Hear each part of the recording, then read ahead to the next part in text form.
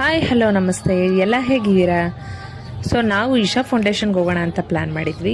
ಇಶಾ ಫೌಂಡೇಶನ್ಗೆ ಹೋದ್ವಿ ಕೂಡ ಬ್ಯಾಂಗ್ಳೂರಿಗೆ ಬಂದಾಗ.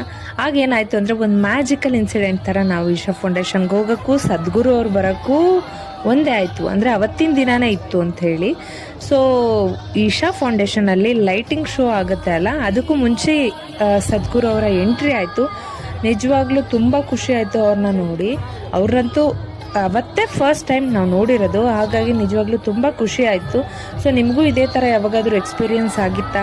ಅಂದರೆ ಅನ್ಕೊಂಡೇ ಹೋಗಿ ಅವ್ರ ದರ್ಶನ ಆಗಿರಬಹುದು, ಮತ್ತು ಇನ್ನೊಂದೇನೋ ಅಂದ್ಕೊಳಕ್ಕೆ ಹೋಗಿರ್ತೀವಿ, ಇನ್ನೊಂದೇನೋ ಸಿಕ್ಕಿರುತ್ತೆ. ಆ ಥರ ಎಕ್ಸ್ಟ್ರೀಮ್ ಖುಷಿಯಾಗಿದ್ದ ದಿನಗಳು ನಿಮಗೂ ಯಾವುದಾದ್ರೂ ಇದ್ರೆ ದಯಮಾಡಿ ತಿಳಿಸಿ.